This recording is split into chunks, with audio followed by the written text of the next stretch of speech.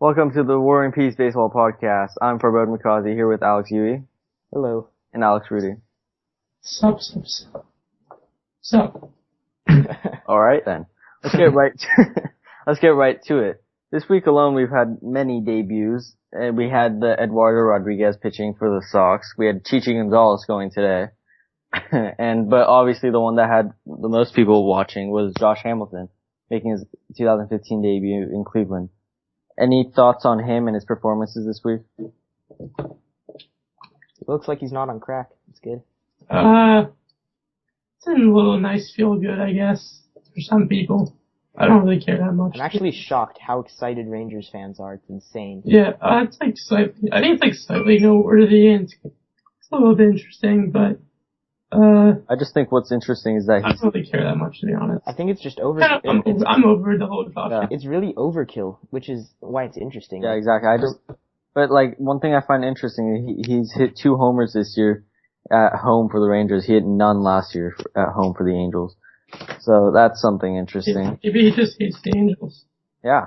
Maybe. Yep. No, I mean, yeah, this is like a guy that's waking up wanting to play right now versus last year. So that's good for him. I guess so. Did you see the catch he made in Cleveland, Yeah. by the way? I'm like, what if he like hurts his shoulder again? Yeah, I thought he was going to hit the DL like 2 days after he just came back, so that was fun. Alright. So, now, Hamilton's return home was spoiled by a great start by a Red Sox pitcher. Yes, I know, a Red Sox pitcher pitching well. So hard to believe. But it was none other than by rookie Eduardo Rodriguez making his MLB debut. What do you guys think his role is going to be this year? He was supposed to be a spot starter that was going to be back in the minor leagues after like a week and a half, but I guess now he's their ace. It's not safe. I don't think it's gonna last. I think it's a fluke. As of right now, he's their ace. I think. I mean, that's not saying much though. I think he'll turn out being just as putrid as the rest of their starters. I'm a believer in Porcello and Miley, ending the season as league average pitchers. So, I don't know. I think they should have traded. I think they still should trade for a starting pitcher. I think they just have way too many position players, and it only makes sense for them to make that obvious swap. Should they trade for a starting pitcher named Cole Hamels? If they have good pieces. Yeah. One thing that's about their pitching, we all knew their pitching was going to be god awful anyways, but then the Red Sox, their only way to even be somewhat relevant this year was their offense. And their offense has been god awful the last month or so. So, they need to fix something. You just said, they have to fix their offense. They have to fix David Ortiz. They have to they have to get Mookie Betts going for real, because he was kind of showing signs and then he's just been really cold. And I don't know, like he hasn't been the Mookie Betts that people are expecting. I mean, Pedroia's been okay. He's not the MVP anymore though, obviously. I mean, Mookie's a rookie, so Mookie the rookie. I wouldn't give him like too much hate, but he's not what. I don't know. People expected more from him after he like started really well, and then he just kind of dropped off. I mean, he hasn't been awful. He just doesn't have. He hasn't been awful. He hasn't been good enough. He's just come down to earth for this team, though. Like for them to be successful. I don't know. Yeah. They got Brock Holt though. That's one thing going for them. But honestly, I think they thought they were going to get Lester or Scherzer, and they got neither. So they were left not in the situation they expected to be in, and they're unprepared. They were unprepared. Well, I think they were just really trying to get Lester back, and once that didn't work, they knew they weren't going to go after a Scherzer just because they didn't want to pay that much money. Or, I guess, I don't know. They had a different kind of commitment to Lester, but after that, I feel like they were just going to let it ride with what they had. It was a very false confidence. I think their best thing this year and just giving, I mean, I know it's never good to give up on the year, especially when in May there's a chance for you to easily win the division. But if I was them, I wouldn't really want to put all my eggs in Cole Hamels trade when I'm probably not winning a championship anyways. And this is not like a fan base where they're desperate for success. They'd rather just have a long-term, a solid long-term view instead. They don't really need a 1-year playoff. Yeah, they just won a World Series. Yeah, so if I was them, they have a really, really good young core of position players. And, Hanley and Pablo, I'm sure have at least another year after this good year of production in them. I think it's time to kind of move on from the last pieces of that last core team and Napoli and Ortiz and start the new era next season. Yeah. It's a transition year, in my opinion. Because you got guys like Castillo and Moncada that are going to be big parts of this lineup, hopefully. So yeah, just waiting at this point for something big to happen. Yeah. I think it would be a mistake to really give up valuable chips for Hamilton at this point. Yeah, okay. All right, now, so Hamilton and Rodriguez are two guys who made their started their seasons this week. But we also have two guys, the two big name or somewhat big name guys whose seasons are either done or being delayed, like Steven Strasburg and Matt Adams. Strasburg's definitely not done for this season. No, I said or delayed. Okay. Listen to me. And then Strasburg easily having one of the worst starts of the season in his career, and he's been nagged by shoulder surgery, and now he's going to DL. Not surgery, shoulder issue, and now he has a neck and back issue, and now he's going to the DL. And Matt Adams, he had a complete tear of his quad muscle, and he's out for the whole year. Strasburg's out for at least 2 weeks, but for the overall, what do you guys think these two injuries are going to do to their teams? Wait, can I ask a question? Yep. Who's playing first base now for the Cardinals? That is an excellent I'm not question. sure, but I had this idea. I spoke to Yui about this. Why not? The Cardinals have plenty of outfielders. Why not try? Even if this doesn't work, why not try Matt Holliday at first? They really have plenty of outfielders. They don't have plenty, but they have Grichuk. They don't have Grichuk, they don't have plenty of outfielders, but they have outfielders. Maybe before Oscar Taveras died, but okay, too soon. Yeah.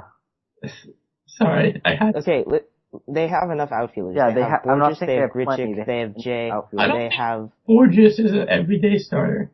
Well, if he needs to be when there's an injury, then he might as well be.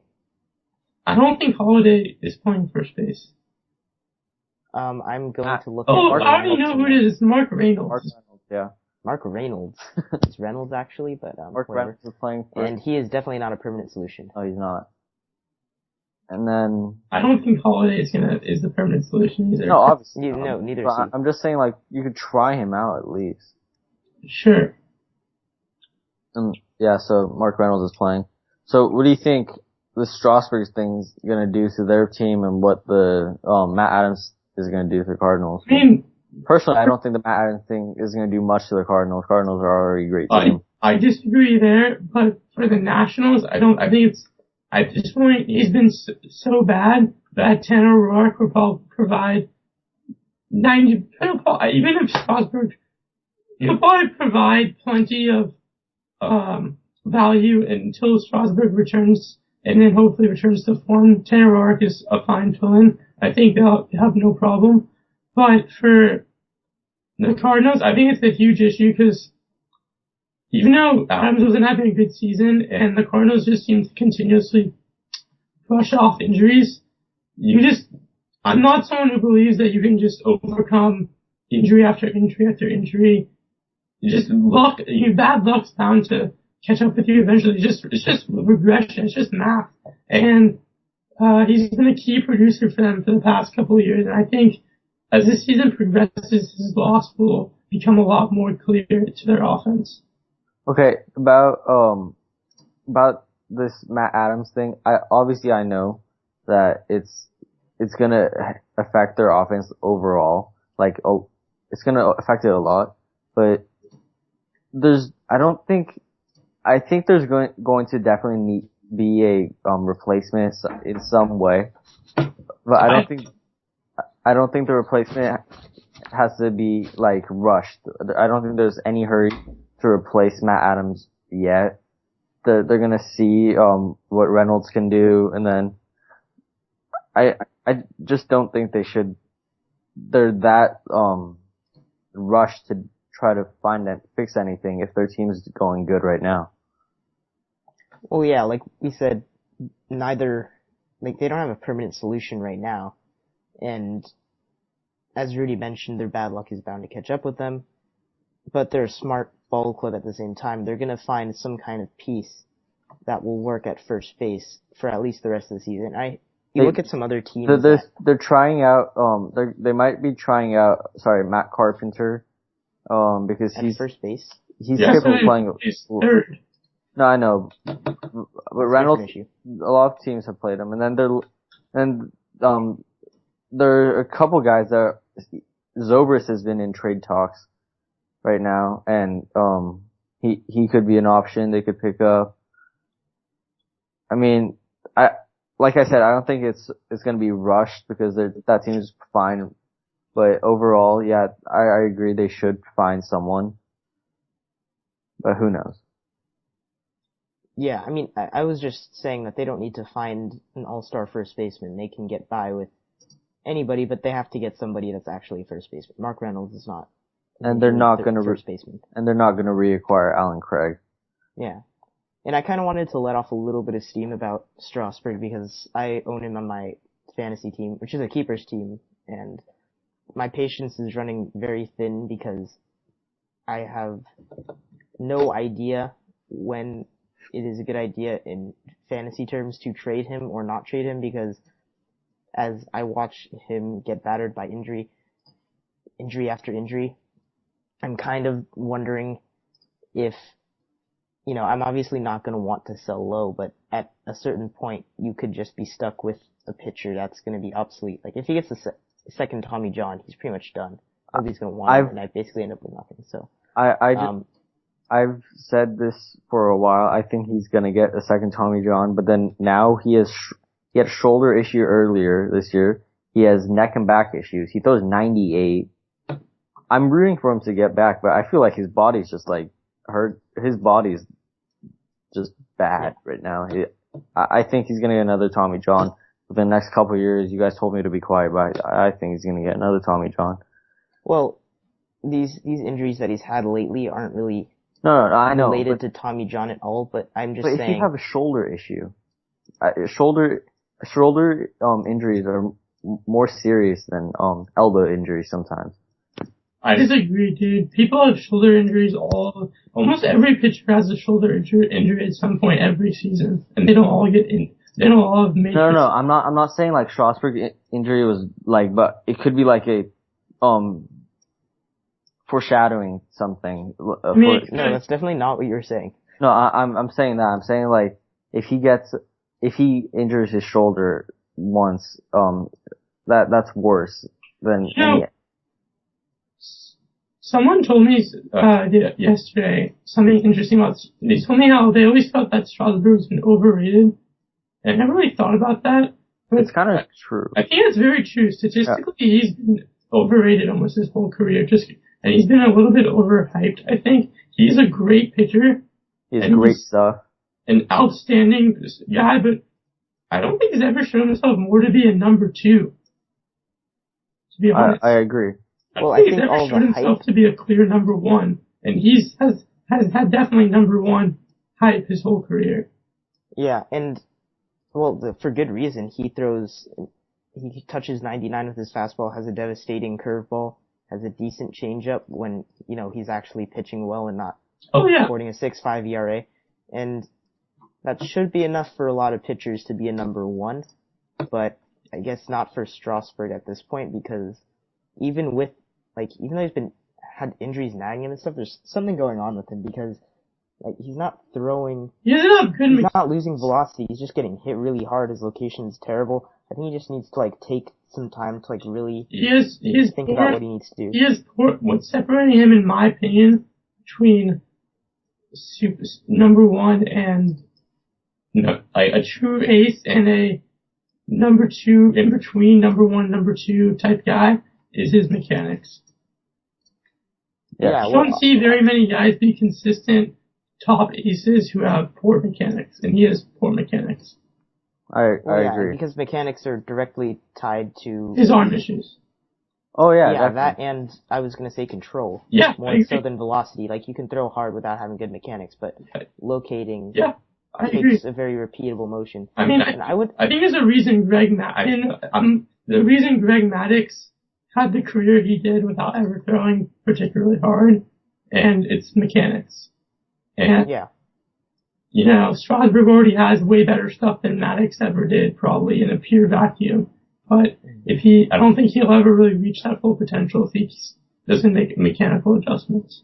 Well, yeah, obviously there has to be adjustments made in there, but the thing with the mechanics, it's not like you have to have perfect mechanics or you can't be good, because you would not say guys like Chris Sale and Max Scherzer have good mechanics. They just have they're very good at having a repeatable motion that is very that is consistent, and their deception is very consistent. Like, Steven Strasburg is very hittable for a guy that throws 98 miles an hour. So there's something that has to change mechanically, like not like a slight adjustment. I think he has to like really think about what he needs to do, both approach wise and both mechanically, because his approach right now is not working. He's relying, like, I don't know, his fastball is just way too hittable right now. Something has to change. Anyway, that's enough on that though. Yeah, okay. That's nice. So here's a team we haven't talked a lot about, but that's because there's no team there. The Montreal Expos, but I'm not going to talk about the team. We're going to talk about the city. The mayor of Montreal wants the MLB to have 3 or 4 games in Montreal next year. Is it a good idea? Yes, it's an outstanding idea. I love it too. Yeah. If it wasn't for the evil fuck name, excuse my language, but it's true, and Jeff Gloria, there would probably still be, who's the owner of the Marlins, who, and if you're a big MLB fan, you know, you'll obviously understand why I call them such a insult. Yeah. If it wasn't it's not an insult to him. That's the best thing he's ever gotten. if it wasn't for him, the Nationals would still be the Expos. Their awesome uniform and emblem would still be in use. And I think MLB would have a better global presence because it would have 2 teams in Canada instead of just 1. Definitely. Very nice. Yeah, this is more of like a tryout, I guess, for the city of Montreal, because they just kind of want to prove that they can get enough excited fans into that Olympic stadium that they have in Montreal. So I think it's a good idea, because there are definitely teams that are looking to have a change in scenery. So I think it's a good sign. One thing I want to stress though is that I'm not really a big fan of expansion, because I already think that the talent pool in the MLB is pretty stretched. I don't think it's a sport where there's a lot of guys on the cusp who need to be playing. If that makes sense? Yeah. In some sports you could argue like the talent pool, there's plenty of guys who aren't on rosters who deserve a shot, and expansion can help them the shot. I don't think, because the MLB is such an extensive farm system, I don't think it's shown. I think if anything, this is a very weak current era of talent, and overall, and as much as I would love to see another team back in Montreal, plus another team to go on with it in a different deserving city, I just don't know if the league can take more expansion. Okay, it's already stretched pretty thin. Okay, but what if a team moves there? That's what I was saying. Like, what if a team moves there? I don't know any real options. Like, I mean, we Rays is the only team I know of that could probably move there. Apparently, in the article I read, there are 6 or 7 teams that are willing to change their location. I've heard about the Rays, about their just because if you look at that place, isn't that the fans aren't not enough fans show up there, right? There's no secret that Tampa Bay is not the best place for baseball. Well, it's because of the stadium, though. Yeah. It's not just because of the stadium either. Towns, too. It's not a very... I don't know. They support a hockey team, and a football team, no problem. I don't think... Those are different sports. I think it's so... It's more geared to... The fans are more geared towards those. I don't agree. I'm not trying to be Josh Hamilton saying... Every time a team moves, because their fans aren't supportive enough. All the fans do is bitch and complain that they were completely supportive and they want them back. And that just makes me feel bad for them. I would never, like, that's not fair to the people who are diehards. If the city's financially not big enough incentive for the team to stay there, and they're not making enough money there overall, I can completely defend that, and that I have no problem with them moving. But moving just because of pure attendance, I think is a complicated issue that can't just be explained with the word interest. Okay, what about another apparently the location of Tropicana Field is awful. Yeah, it is. It's a terrible stadium. So why would you go to a stadium that sucks, that you're going to be stuck in traffic for hours, and that's not nowhere near your house, that's 2 hours away from almost all the fans, when you can just watch it on TV, part of your cable package, with a better view. Right, if for no other reason, just change of scenery for the sake of a new stadium, it might be worth it. I don't know, because if you have to build a new stadium somewhere in Tampa Bay or somewhere around there, that might not be worth it if you can just move to another very city. Montreal has to build. I'm not saying Montreal had a great fan base, just the stadium was awful. Yet they moved because they weren't financially good enough to succeed compared to according to Montreal was that identical situation. To be honest, I mean, no, they had a great fan base though. Their stadium is shit. They would have to build a new stadium if they wanted a team. Oh no, they're going. That's obvious. They're gonna have to build a new stadium. I mean, I don't know. Do you guys have any other teams you could see moving in? The team at the top of my head that I don't think they're planning on moving anymore, but they were thinking about getting a new stadium in the last few years. The A's. They can't though, because there's no way they're going.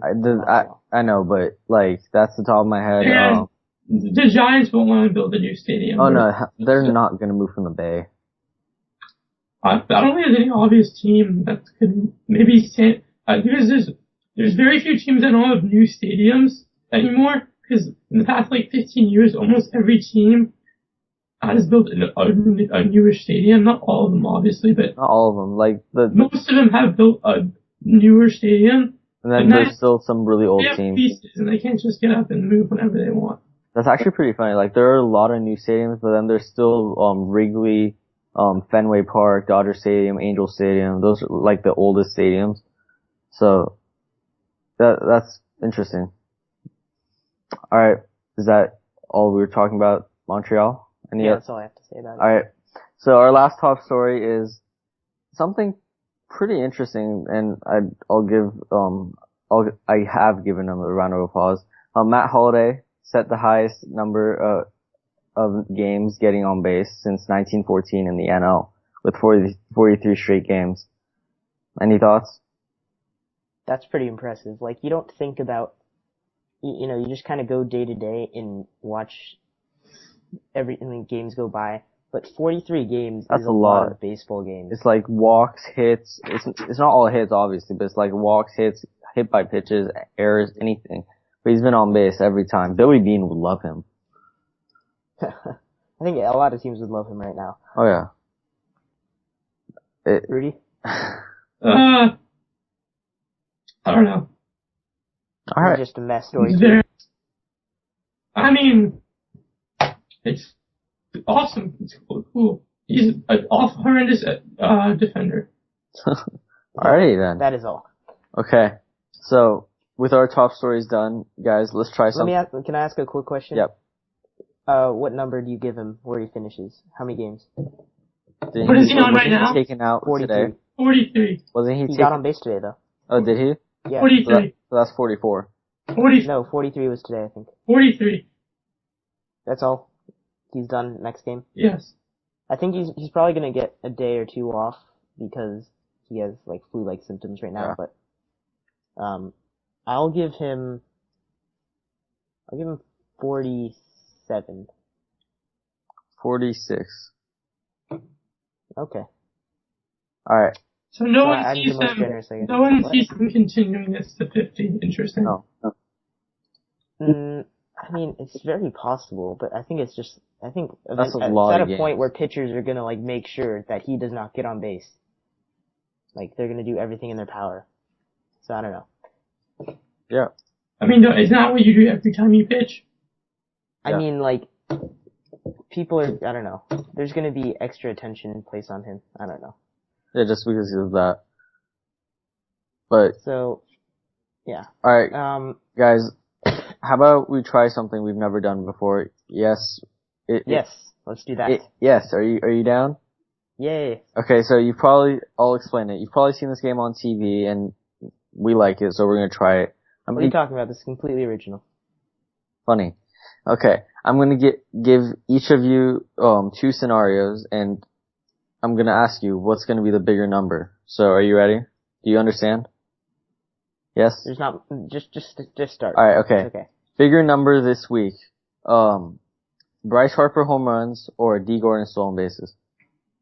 D. Gordon stolen bases. Yeah, I'll give D. Gordon the stolen bases. I think he's feeling it right now. Okay then. Not that Bryce Harper's not feeling it with the home run ball. I just think. Maybe I'm ignorant. I bet to me it feels like stealing a base is easier than hitting a home run. Well, if you're D. Gordon. Or if you're Bryce Harper and you think you pop up a ball and it goes out. That was incredible. Wait, I think that's more incredible than, maybe not more incredible than that Holliday streak, but that's an exaggeration. But I actually, the wind was blowing out. That was one of the weirdest things I've ever seen, actually. The wind was as weird blowing out. as EY Jr.'s bunt single. Yeah. Then what? Eric Young Jr.'s bunt single in a, dude, I love in that. New York. Thing. The one to right field. That was amazing. The line drive bunt single. Do you not remember that? What? No, you definitely. What? You've definitely seen it. Maybe I forgot about it. When was it? He bunted a single into right field. Was it this year? Yeah. Nope. Alright. Try to refresh your memory in the meantime while we. Alright, okay. Number two. Okay, so since the NBA Finals starts this week and Tanaka comes back on Wednesday. Yes, I know we're jumping source. Forgive me. What's the bigger number, Tanaka K's or Curry 3-pointers? Ooh, I'm gonna go with Curry 3-pointers because I think Tanaka is going to be quite hittable. Yeah, his velocity was down in his last few rehab starts. Rudy? That's hard. I'm thinking about that. That's interesting. That's a good one. I'm gonna go with Curry 3-pointers because I assume Tanaka will be on some form of innings limit. And I would think that Tanaka, even if he strikes out I think he's gonna be hittable. Even if he strikes out 6, I think Curry, if he doesn't get 6 in the first game, he's probably gonna have, the next game is gonna be pretty soon right after. And he's gonna get... No. I'm sorry. I believe that he will have more in that one game. Oh, okay. In one game. Than Tanaka. Oh, okay. That makes sense. Wasn't that the question? Yeah, that's what I thought the question was too. Not obviously in the series, I'd hope in that Curry has more. No. I said this week. I said this week, but I guess we're doing that game. But okay. No, yeah. You screwed up. No. Okay. And for the last one, number 3, what is the bigger number? Robinson Cano home runs by All-Star break or number of Royal All-Star starters? Right now, Royals have 5 slated to start. Cano home runs. Fuck all these Royal starters. It pisses me off so much. I know. I hate the fan. The fact they can vote 30 times is insane. That's insanely idiotic. I did it today. I had no idea it was like that. I'm like, this, they made the fan voting out of hand. And why you can't vote for pitchers? I'm like so lost and confused and That's what happens when you give, that's what happens. I'm so lost. Okay, when you give the power to the people, at least make the voting system good. Honestly. Yeah. I hate MLB All-Star. The only way... it's a dumb exhibition that counts for no reason. Well, it does count now, actually. I'm sorry. It should not count, but it does count. There's so many problems with it. It makes the NBA All-Star game, which is just a dunk, 3-point, no defense, weird pickup game, look like the greatest thing on earth. So. Yeah, and I'm pretty sure the only reason that they have the 30 voting thing right now is because they started the voting so early, and by the time it is late June, and people are like, oh wait, I wanted to vote for somebody, but I already used up all my votes on these stupid breakout players that did so well in April. Why not just start the voting later? Okay, we talked about this last week. I think we can't rant about it too much right now, or I just can't handle it right now. Yeah. Fair enough. Alright, so. Anyway, I need to give my answer though. You do. I was gonna say that. Yeah, I'm gonna go with an equal number. I think there's gonna be 4 of each, and I think Alex Gordon is gonna lose his spot by. Deservingly so. He's hitting .255. Yeah, but I think Salvador Perez, does not deserve it. Lorenzo Cain will end up being the 3rd spot. None of them. I don't think any. Let me be straight. I think 0 Royals deserve to start. Okay, I think Moustakas is the only one that makes a case. But Donaldson is really starting to pick it up. But I think just because the head starts these players have, like, they're gonna. I'm just saying, I believe that. And I'm sure if I talked to a Royals fan, they would try to kill me for saying this.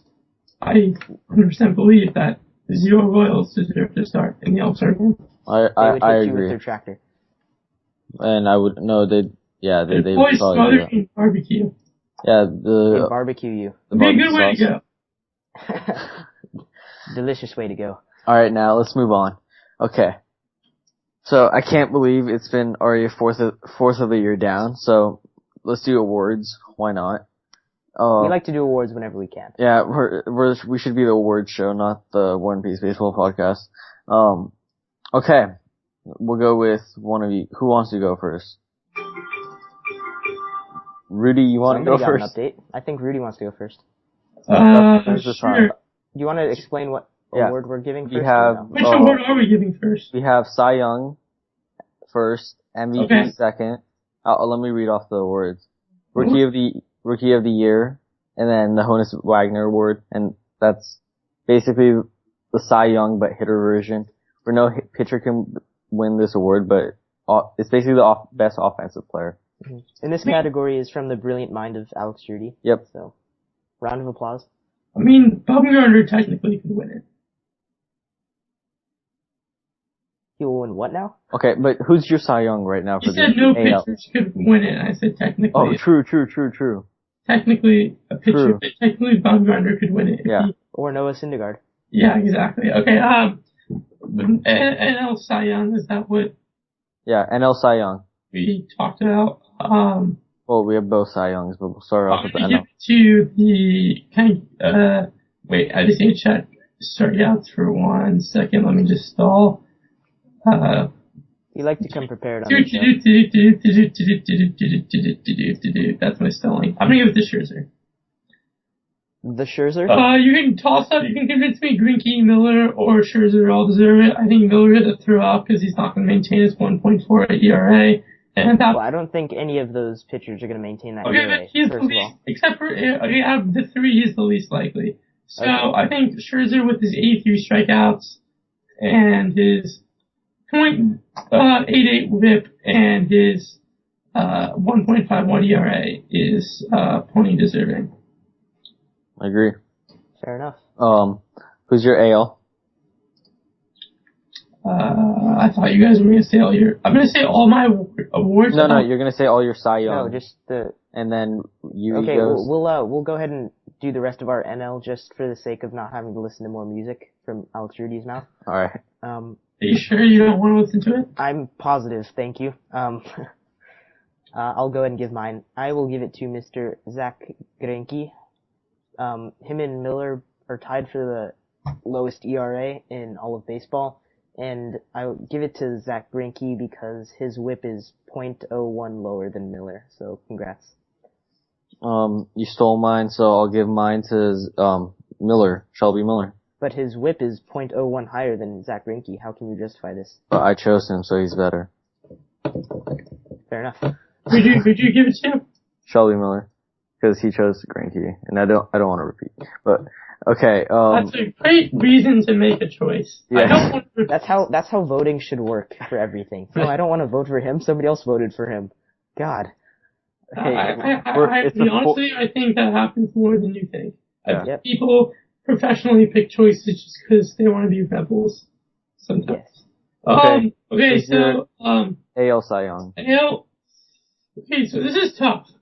And, so, to be honest, if Kluber didn't have the worst defense in the major leagues, he would probably be the candidate for back-to-back Cy Youngs, because his FIP is .231.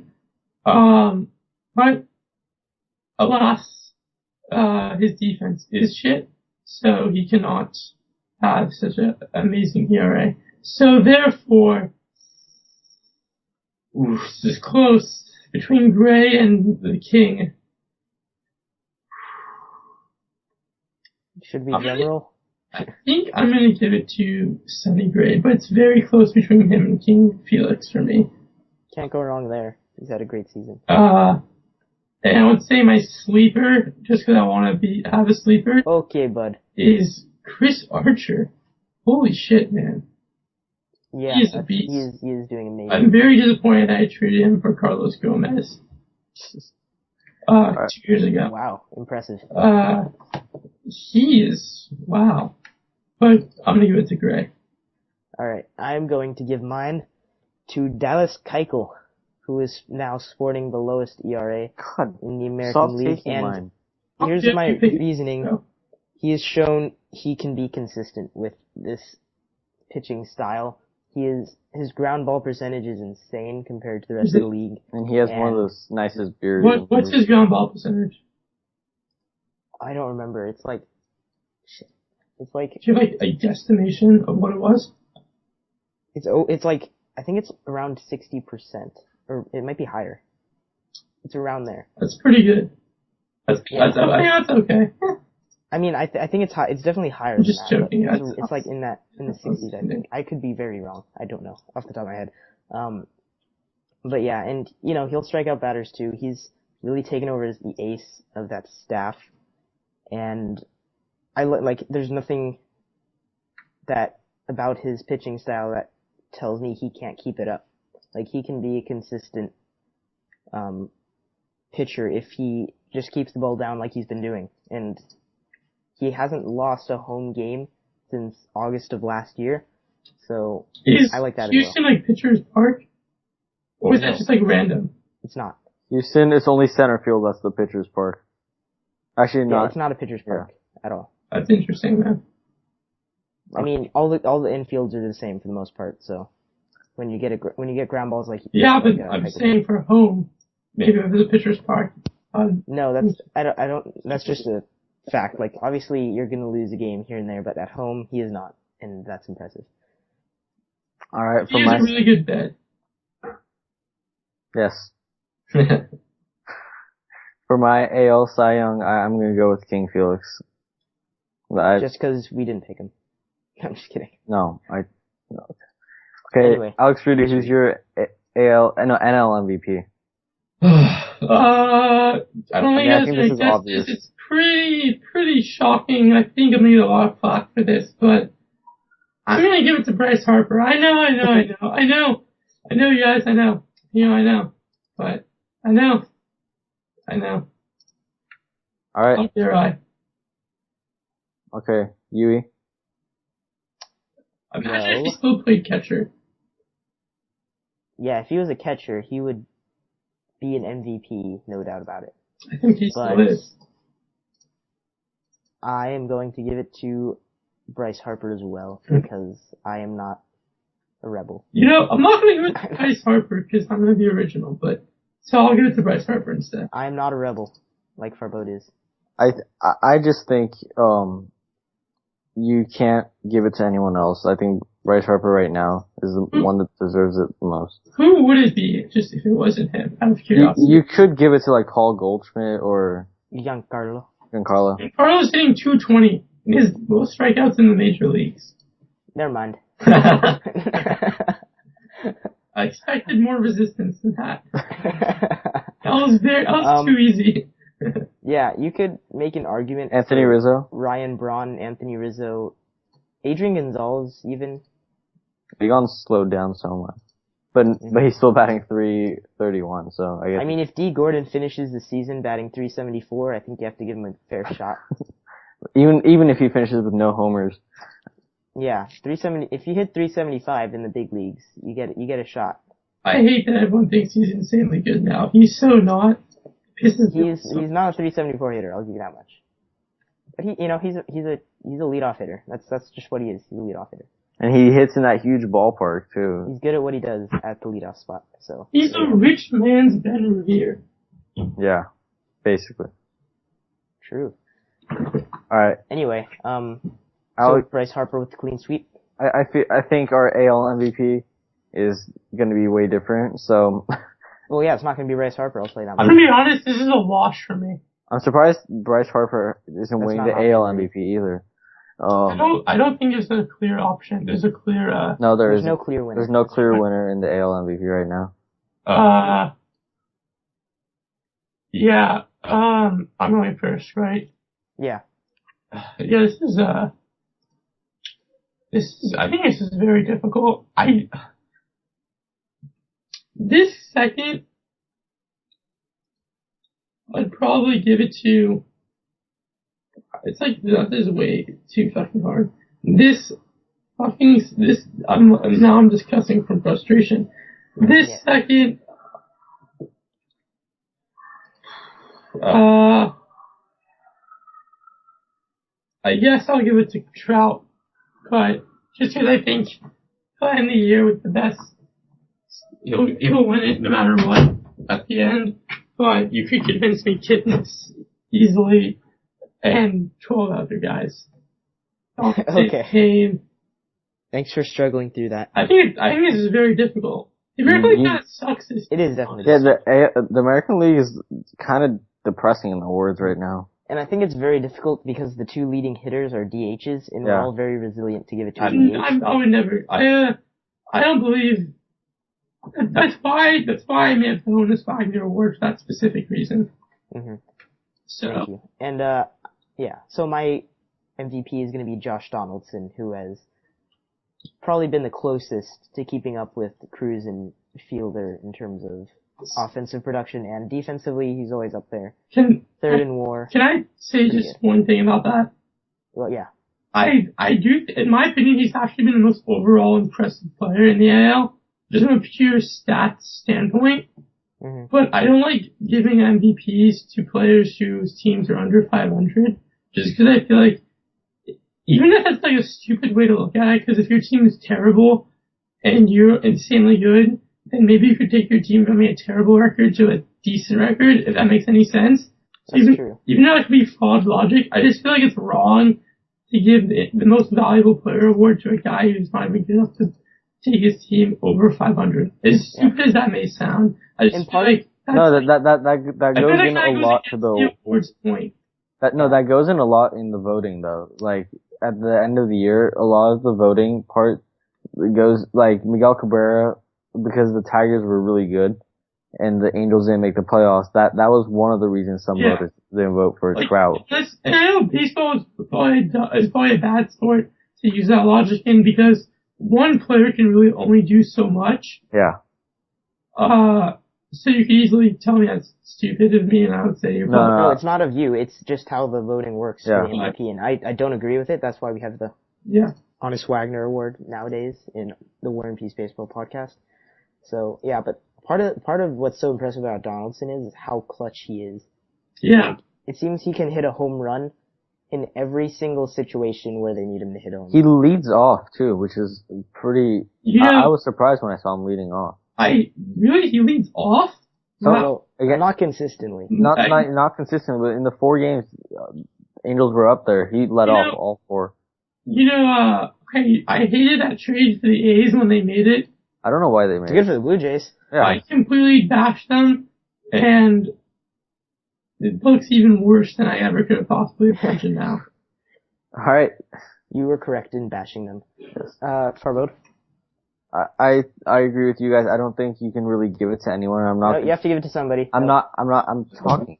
I'm not gonna give it to any of the DHs, so you could argue, I'll give it to Jason Kipnis. Yeah. Give the man with the highest WAR a little bit of credit. Yeah. Alright, Alex Rudy, Rookie of the Year? AL or NL? NL. Sorry. We always start NL. My bad. Okay, my bad.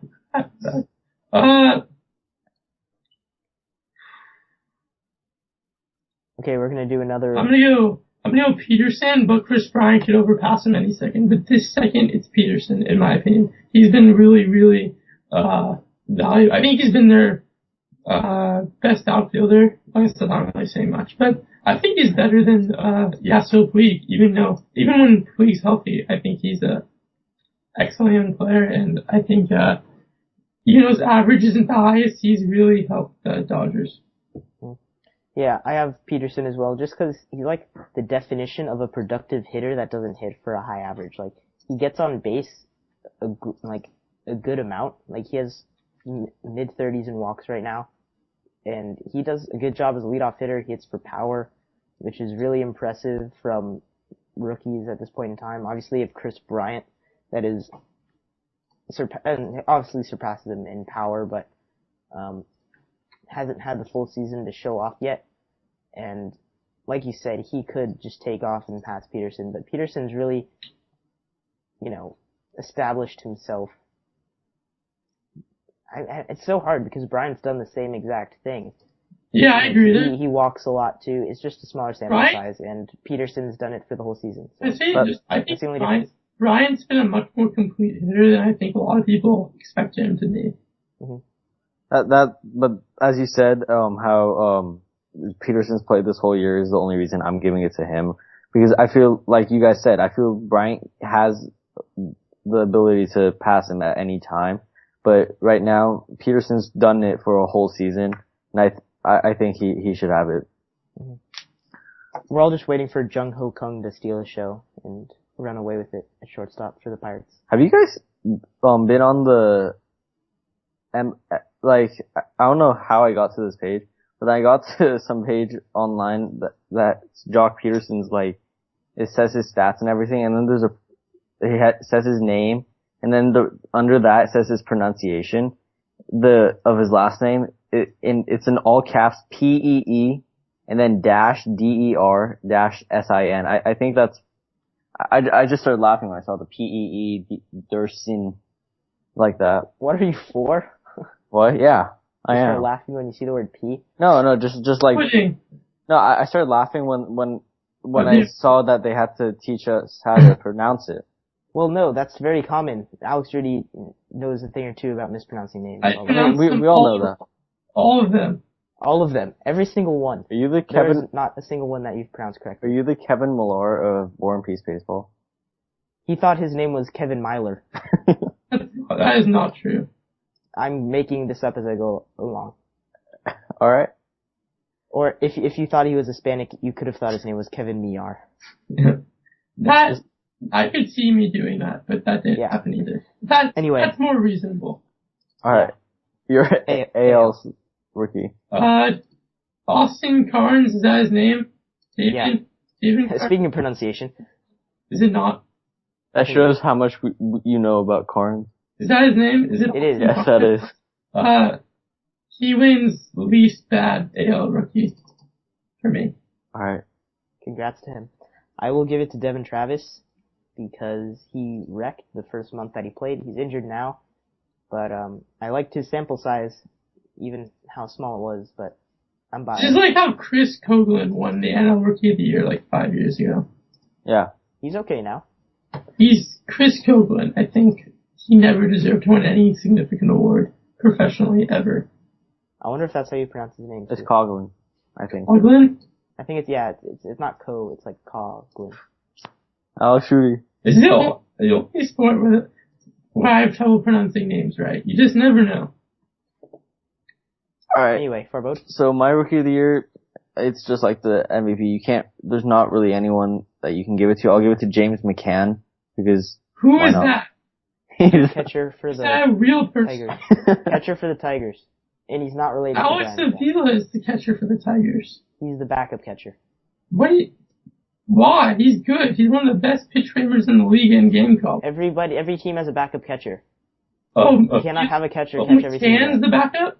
James McCann is the backup. He's not related to Brian McCann. I thought you were saying Avila was the backup.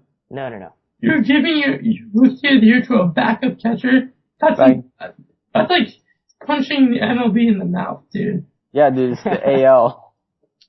He leads AL rookies in average. Yeah, he does. So? That's the only reason he picked him. Well, Wow. other than Joey Butler. Okay, then give it to Joey Butler. But Joey Butler's played 22 games. Why don't just give it How many to games has Slade James McCann played? James Why McCann don't you played just 32. Just give it to Slade Wow. Heathcock. He's hitting 375 as a rookie. He just got injured, by the way. Shh. Don't put that voodoo on the Yankees. He just got injured. I know. Yeah, that's your fault, Rudy. So, Alright. The Honos Wagner Award. Rudy. NL. this is NL. Oh shit, I only prepared for AL with this. Okay, is it really hard? Yeah, it is. Oh, it's Harper, never mind. Wait, but it can't be the MVP too, I feel like. Yes, he can. That's like the whole point. By definition, he is both. Sadly, yes. Harper makes things too boring. That's how we felt about, Miguel Cabrera two years ago when he was just amazing. No, Trout made that interesting still. No, I mean, I know that, but, no, before Trout, and even. But yeah. What are you saying? You're confusing me. But okay. Alright, AL. That's a good comeback right there. You're confusing me. Stop. Really shut him up. That should summarize this podcast. Alright, AL, Honos Wagner. Are we just all giving it to Bryce Harper, by the way? Yeah. Agreed? Okay. Oh, okay. Oh, no. Oh, I skipped you. Oops. You skipped both of us. No, he said Harper. Yeah, you didn't say Harper either.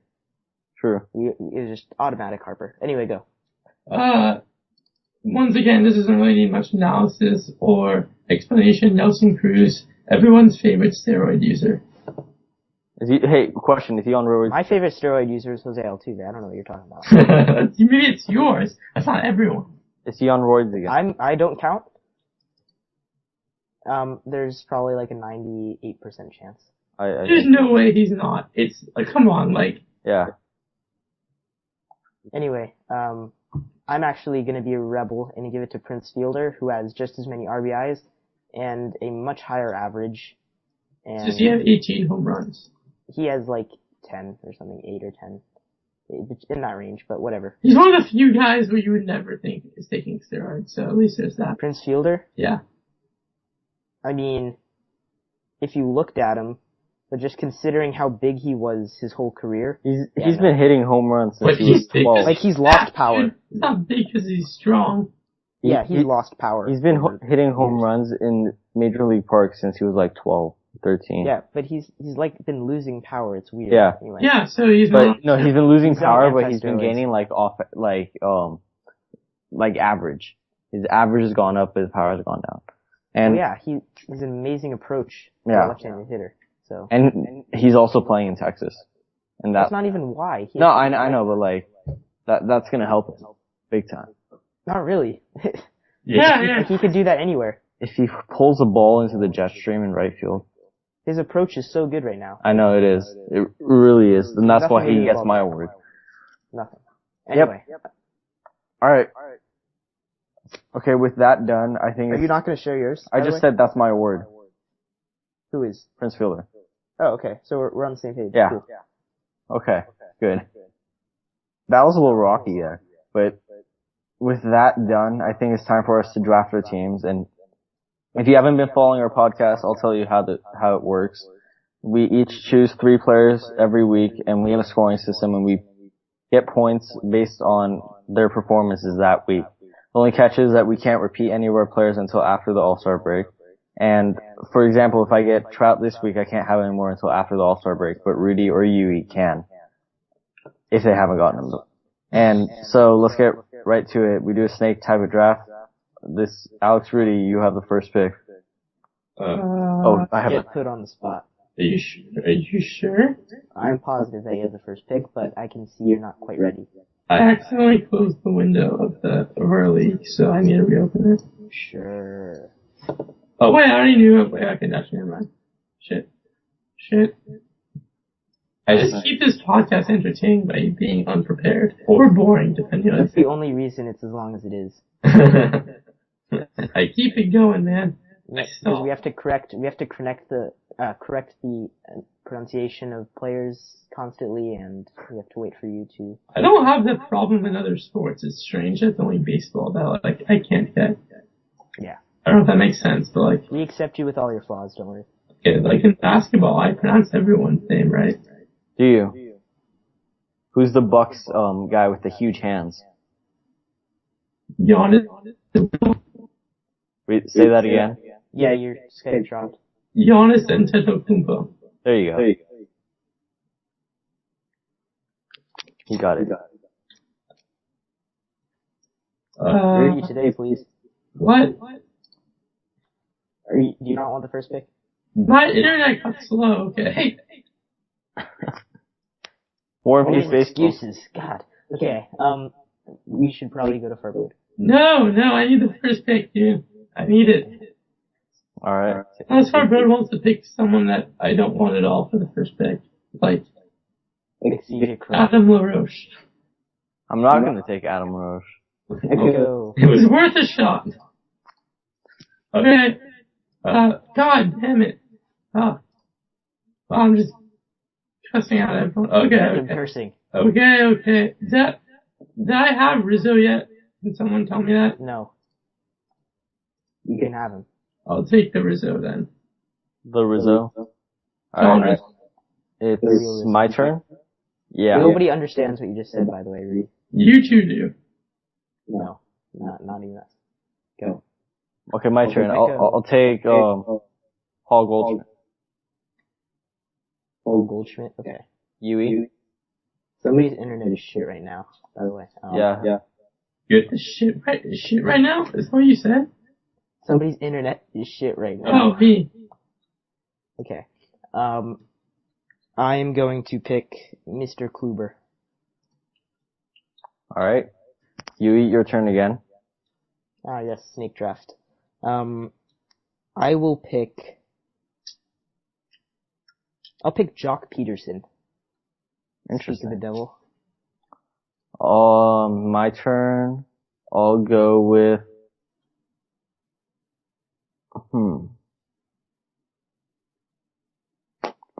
I'll go with... This is hard.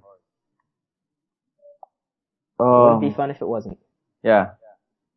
Have I had Scherzer yet? Yes, last week. Or this week. I didn't have Scherzer. I did not have Scherzer. Yes, you did. Oh, I had Scherzer. Okay, Oh, I didn't get Kluber because I thought I had Kluber. Oh, okay. King Felix.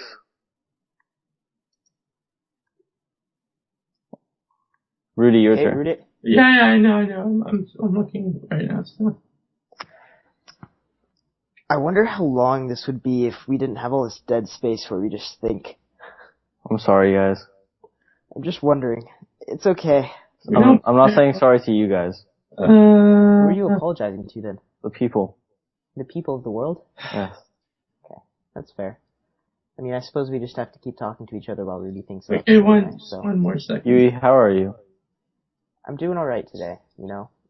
Oh, by the way, I think now would be a perfect time to mention that. I'll take Dozier. Wow, way to interrupt.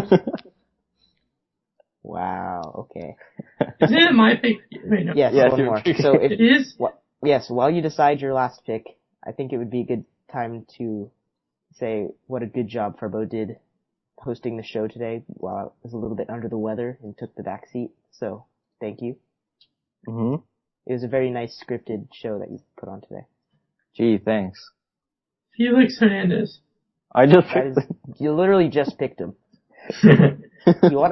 Are you even in this call? What? You really are the Kevin Millar. Yeah. That was just messing. He doesn't watch Intentional Talk, so he's Yeah, I don't. I only read baseball, I don't watch baseball. Except for games. Shut up. Just pick. God. Jacob deGrom. Oh, my turn. By the way, there's a 2% chance Jacob deGrom's a tranny. A what? It doesn't need to be repeated.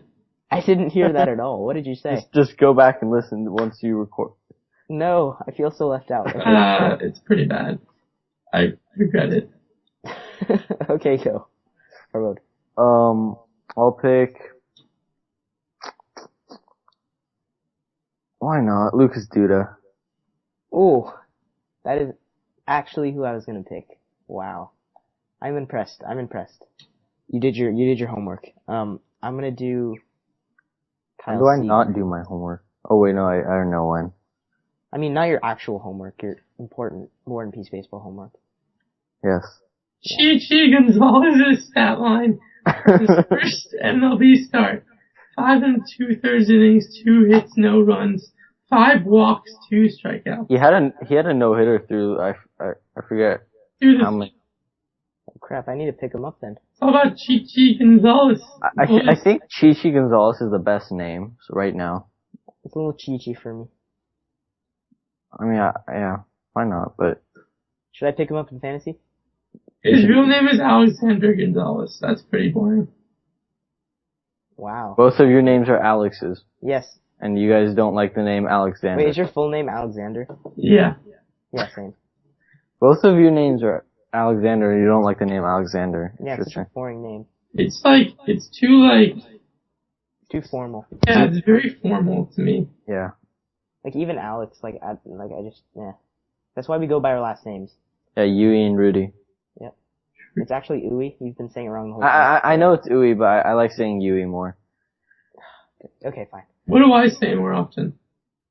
What? Do I usually say Uwe or do I usually say Yui? No, you say it right. Okay. I just say Yui to have fun, to not bother myself. You seem like an ignorant shit. Okay, whatever. That's aggressive. I just took the Lucas Duda from him. He's very upset. Yeah, I'm bitter.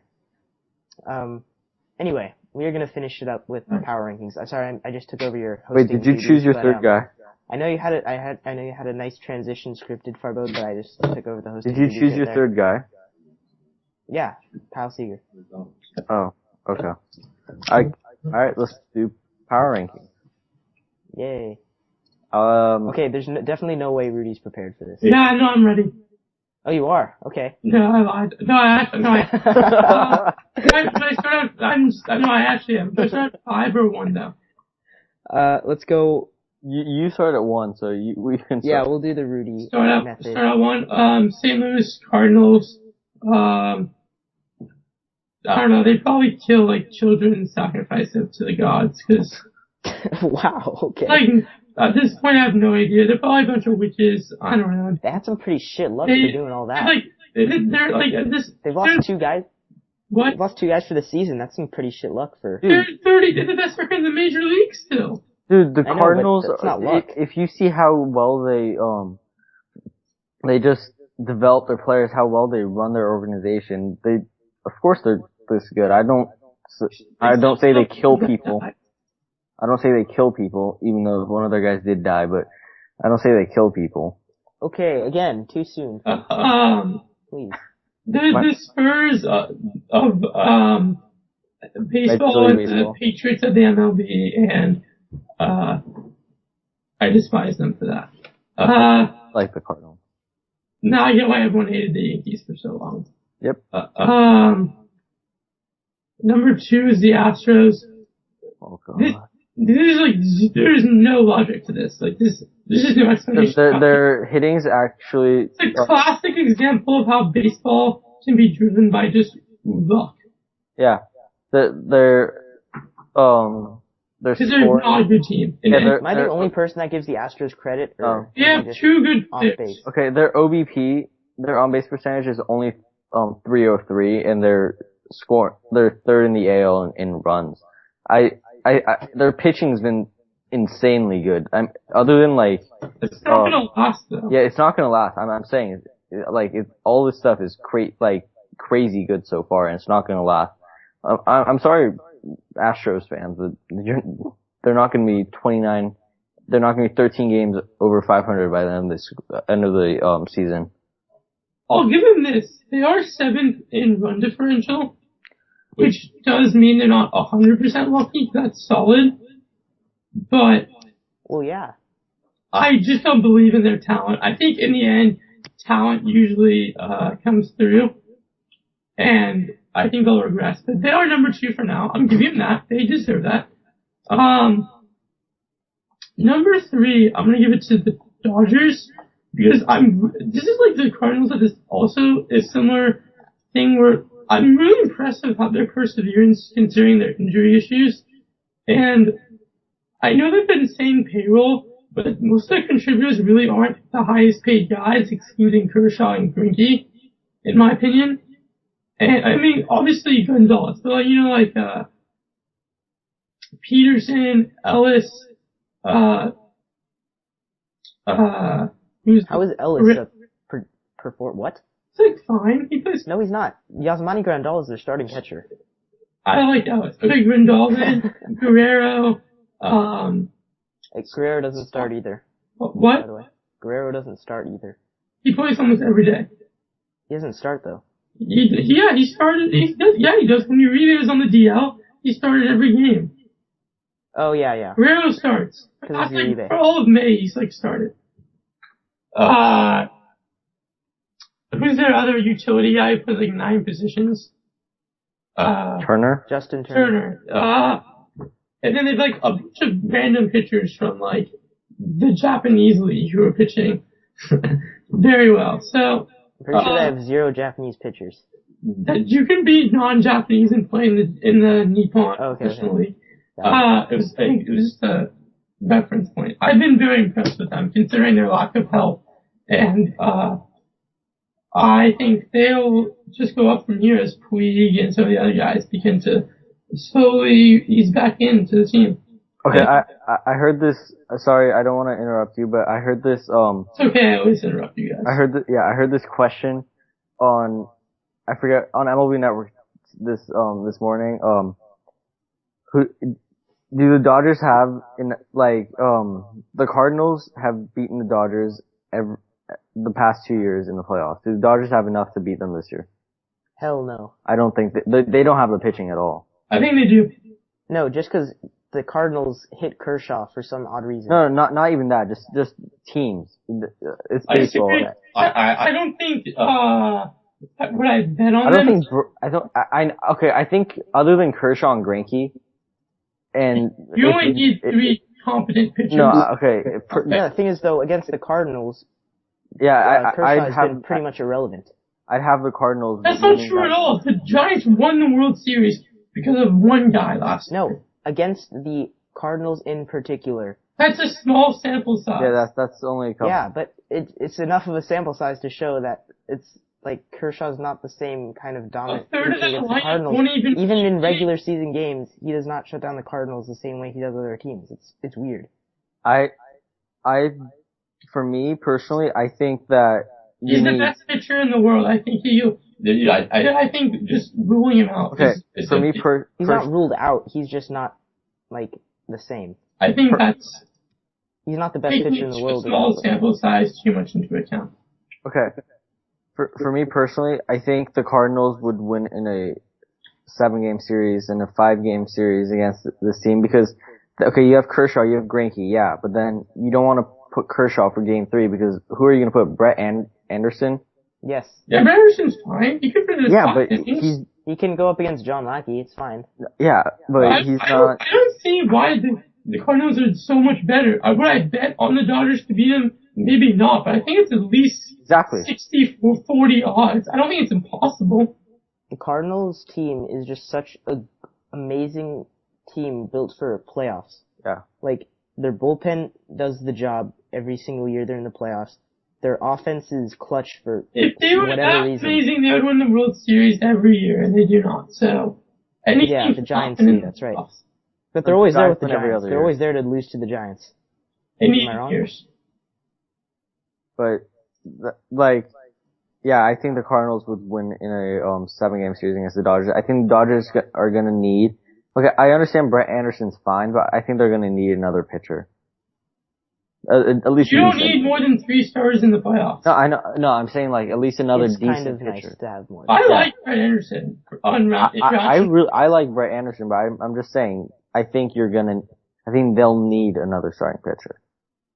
I mean, just down. They're 3 and 5 guys. They're 3 and 4 guys. They're both out for the year. I mean, that's exactly. bad luck. I mean, I think. Yeah, but it's very risky to use a 3-man rotation. Okay, let me ask this: if Ryu was healthy, 100% healthy in some alternate universe, would you guys still stand by that the Dodgers would for sure lose to the Cardinals?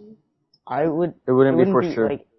I wouldn't be as for sure. It wouldn't be as for sure, but but I'd still give it to the Cardinals. Really, I think the Dodgers would win in that series. All right. Fair enough. Should I finish my rankings? Yes, please. I was at 4, correct? Yeah. Wait, was it? I thought that was 3. Okay. I'm at 4 now, right? Oh, you're at 4. Yeah. I'm gonna go with the Nationals. I think they're just gonna continue to climb up and up the standings from here. Even with Strasburg's injury, he was awful. So you're probably not really. It's like a positive when he's injured. Yeah, I think Gio will get a little bit more consistent, and Fister will have some positive regression. And Rizzo is slowly working his way back. Wait, I'm pretty sure Fister's injured, by the way. Oh, he is, my bad. So who's taking over for Strasburg? Some other guy. Okay, well, hopefully he's total dog shit. Yeah, because Rourke's been starting for Fister. Yeah, my bad. So, but I think, what's his name? Who's their really good infielder who's on the DL? Rendon, he'll be coming back at some point, next couple weeks, actually. Yeah, so he's working his way back, and I think it's a really good injury-plagued season in the MLB. Worth is out for them now, and I don't love their depth, but, if you have Harper and Scherzer playing this insanely well, and, Span and, Escobar doing their things, they're a good team. So. I liked that breakdown. They're doing their things. Yeah. Are they, how far do you think they get in the playoffs? I don't know. I can't, their health is key. I'm just saying, if Chris Rose chooses them to win the World Series. It depends who they play, too. Yeah, they're not a team that I think has very good depth from a talent perspective. Let's say Nationals Giants round 2. Who wins the series? 5-game series. If Bumgarner pitches all 5, I think it's an odd year. The Nationals get no hit. It's an odd year, so the Nationals. Oh, yeah, that is the perfect true, analysis right there. I don't need any more. And then number 5, speaking of the Giants, is the Giants. Okay. I'm gonna do mine. I clearly fit. I only put one American League team, and that's pretty telling because, before I go into the Giants, I'll just give a quick explanation because I know you guys on the edge of your seats wondering why. There's no. The Twins are even less logical than the Astros record-wise. There's literally no way what they're doing will keep up. There's just a 0% chance. I don't care if they're 9th in run differential. It's impossible. And, wow, can I just say a weird stupid tangent for a second? Yeah. Yeah. We've had plenty of those. Toronto and Pittsburgh are 4th and 5th in run differential. Toronto's under 500 and they're 5th in run differential. Because they destroy teams that they beat. Doesn't that just show how absolutely putrid their pitching is? Yeah. And they absolutely destroy, they absolutely destroy teams that they beat. I know, but your pitching has to be horrendous for you to have a plus 37 run differential. Yeah. And be a plus 27, and be under 500. There is no secret there. 5 games too. And by the way, my order, you could definitely argue with me to switch around anyway. I think it's just the top 5 teams. But as I was saying, the Twins, I just can't do it. Yeah. I don't even know if it's a Keuchel or a Altuve. They have freaking, what's his name? Kyle Gibson. Torrey Hunter. So, and then we all said different people there. I just can't respect the Royals. I just didn't say anyone. Exactly. I'm gonna say mine because I want to go out of order. The Giants are doing. I think Bruce Bochy is an incredible manager because I think is. this team overperforms so much every season. Well, every year they find a way to get hot in May, and then they get really cold, and then they get really hot in August and September. I don't think they're very talented at all. But they have like in just enough, and then they have Matthew Bumgarner. I know they do have. I know Crawford's playing, well. Crawford is arguably the best producing shortstop in the NL right now. Their hitters are all that play every day. Most of them all doing pretty dang well. And pretty dang well. And then Belt is a guy who's finally starting to break out where people long expected him to. But wait, what? Quick question. More tangent. I'm looking at their stats and it says Matt Duffy, a shortstop, has 119 at bats. Yeah, Matt Duffy is insane. Base, right? That's why he's not. He's insane. Panic. I mean, Crawford plays shortstop every day, right? So Duffy is a utility player.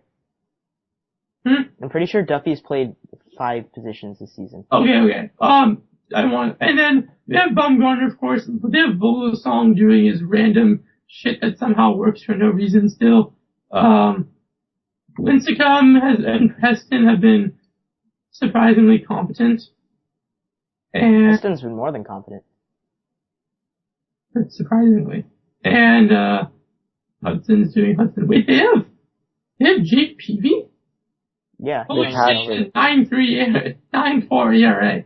Damn. He's on the DL though. They don't have to deal with him. Yeah, so that's my top 5. Mm-hmm. Alright. I guess I'll say mine now. At number 1, I'll do the Rudy method. And I'll go 1 to 5. Number 1 I have, even though I hate this team, I'm gonna give number 1 to the Royals. The Kansas City Fight Club? Yeah, Kansas City Fight Club. My bad. They deserve no respect. Yeah, they really don't, but I'll give it to them. Number 2, I'll give it to St. Louis. Yes, we switched our 1 and 2. At 3. Wait, Rudy, did you even have the Royals in this list? I explained why I didn't want them. Oh wait, how my bad. How did you guys switch 1 and 2? My bad. He had Cardinals at 1, so I meant that one. Okay. I have Dodgers at 3. Who's your 1?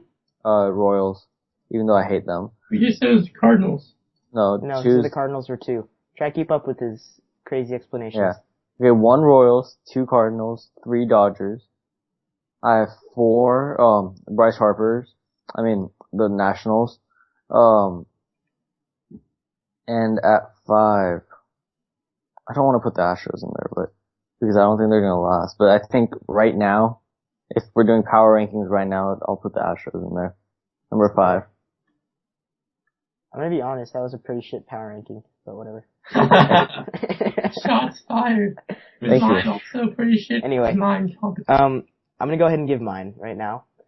My number 1, I'm giving it to the Twins because they're 8 and 2 in their last 10. They are winning for no reason, and it's working, and it's magic. And it's power. That's all it is. It's power. And these are power rankings. You know what? They are half a game out of first place. You know what? I respect that 100%. They are half a game out of first place. The Minnesota Twins, who were not even considered in the equation for the Central at all. Okay, well, can we also make our what the fuck team power rankings as well then? I mean, that's kind of the same thing. But like right now, 8 and 2 in their last 10, and I don't see that stopping. I think the Yankees being in first place with them being like 3 and 13 in their last 16 is the most incredible thing. Yes, it is. Very much so. They're only like 2 games over 500, so it says a lot. Anyway, my number 2 is the Giants, because they've been insanely hot. They were in first place yesterday. They're 7 and 3 in their last 10. And again, like, we've talked a lot about them. I personally love this team just because they're very scrappy. They are very, like, their position players, I don't think people realize how good their position players are. Like, right now, they're, like, they missed Hunter Pence the first couple months, and now that he's back, he's one of the most consistent players. Like, he plays every day when he's healthy, and consistently hits. Like, that's all he does. He goes up there and swings the bat as hard as he can, and gets hits. The funny thing is that it's really underrated. They play amazing defense also. Yeah. People don't give them enough credit for that. I just think the Giants, you don't hear anything about them, and then during playoff time on even years, everyone just goes like crazy about them. Because they have a great bullpen too. Yeah, they have a do. Great bullpen. They play amazing defense. Their offense does enough. And their pitching does enough. And that's really the key. I think they have one hole only. And I think that's third base. Well, yeah, they lost a piece in Pablo Sandoval, who's very solid defensively and then they picked up Casey McGee, and then he obviously the best hitter on the planet in the postseason for some reason, or in the World Series in particular for some reason. So I'm not gonna try to understand it, but whatever. Hey, can you understand how Bumgarner does just like .40? The Giants find a way. Like, you can't explain that either. Like, he just turns it on and is a beast. But again, like, you brought up Matt Duffy. I was gonna give him a little bit of credit here because I talk about utility players a lot. Like, Brock Holt is my favorite utility player on the planet, and Matt Duffy has been doing amazing for the Giants. Like, anytime he pinch hits, it seems like he gets a hit. Every position he plays, he can play it like he's been playing his whole life. Like, it's amazing. Like, he's really athletic. He's a really tall, lanky guy that's really athletic, and it's very bizarre. But I think works. They're one piece away. I mean, obviously you want more pitching. That's the key to everything. Obviously. And that was the reason for getting PV last year. Yeah. And I didn't like that. It kind of worked. I mean, they won the World Series. It worked. Okay. There you go. I didn't like re-signing him. I didn't like that they still have PV because I don't think it was he's that kind of pitcher that can help you a whole season. He's pretty bad. But, yeah, I mean, like I said, the pitching does enough, and they have an amazing defense, and their offense, like, I don't know, Brandon Crawford, the past 5 years, is in there because of his glove, and can swing it a little bit too. So, I don't know. Like, he showed he can hit this year. And, he's like the rich man's Jordy Mercer. Joe Panic, I really like him too because of his approach.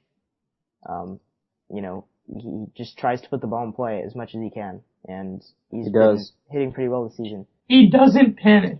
He does not panic. He is the opposite of his name. I agree. And I agree, third base, they could use somebody there. And not named Casey McGee. He's gone. Yeah, I know. He's not on the team. Is Matt Duffy just starting for them at third base right now? I believe so, and I like him as well. I'd be okay with that too. I don't think he should be the long-term solution. I like him as a utility player. I feel like that's an important thing to have. Yeah, especially as a National League team. I don't think he is best suited to start every day at third. They also have Joaquin Arias, who's a defensive replacement, who might be starting.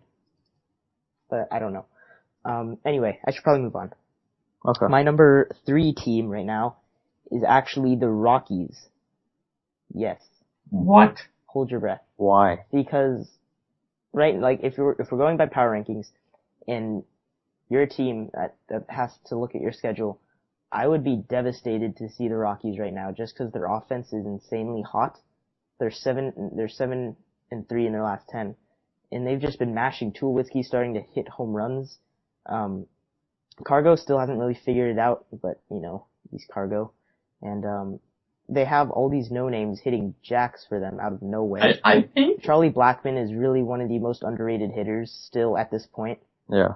And Dickerson's out right now. Yeah, but when healthy. When healthy, he's, like, their replacements right now are even, yeah. I don't know, everybody on the Rockies just rakes for some reason. They play in the best hitters. And this is on a road stretch. This is not at home. I think they're the biggest what-if team of this generation, because if the ownership if they had a different ownership that was willing to overpay for pitchers and create a competent rotation, because they never signed free agent pitchers that are and then they always blamed it because pitchers didn't want to go there. Yeah, but if they really wanted to, they could overpay them a lot. Yeah, exactly. And, I think if they ever did that in some alternate universe, they could have been a great team, because their offense at the past 7 years has always been Insane. Very good. And that's what I'm going Even off of the power Nick ranking. Hundley is raking for them. Yeah, every single person is raking for them to some extent. DJ LeMahieu. Yeah, LeMahieu as well. Another good name. Arenado obviously is like the king of. I love Arenado. Morneau's injured also right now, but Ben Paulson, the replacement, is hitting really well as well. And just power rankings. If you have to look at your schedule and you see the Rockies on your schedule, I'm gonna be scared. I'm gonna be shit my pants scared. It's a good thing we're not playing the Rockies this week. Good, yeah. I'm very glad I'm not playing the Rockies.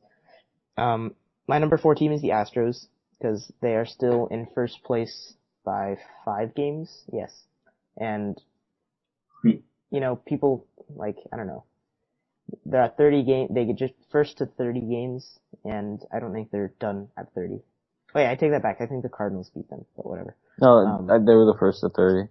Oh, were they really? Yeah. They were the first. The Cardinals got the same day, but technically speaking, they were the first. Yeah. Very good then.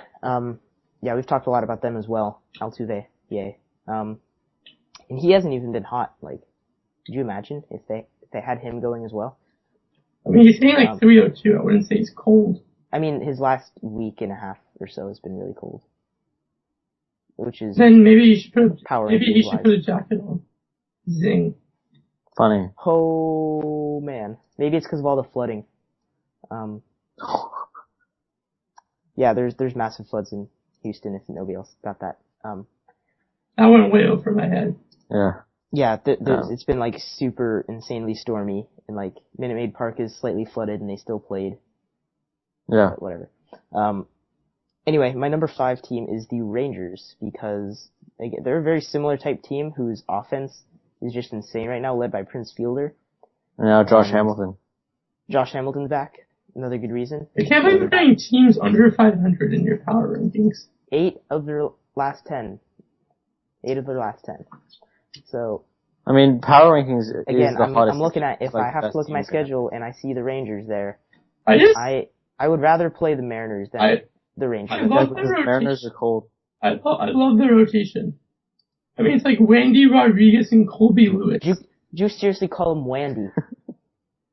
We have to take you to a speech therapist. I'm sorry. Wandy? It's Wandy. Wandy. We have to take you to a speech therapist. I'm sorry. We're gonna have to take you to sports psychology. It is spelled Wandy. It's a wand, and he's Wandy. If it was a Wandy, it would be spelled Juandy. Okay. I think we're just about done then.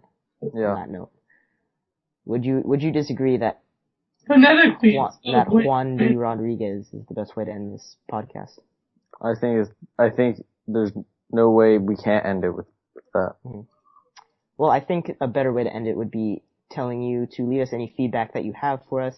You can email us at warandpeacebaseball@gmail.com, tweet us at WPB_podcast, and also on Instagram at, what was it, Peace_baseball. Did I get it right there? I think so. War_Peace_baseball on Instagram, which I'm pretty sure is inactive, but whatever. Anyway, feedback very much appreciated. And adios. that's all for now. We'll be back next week. Adios.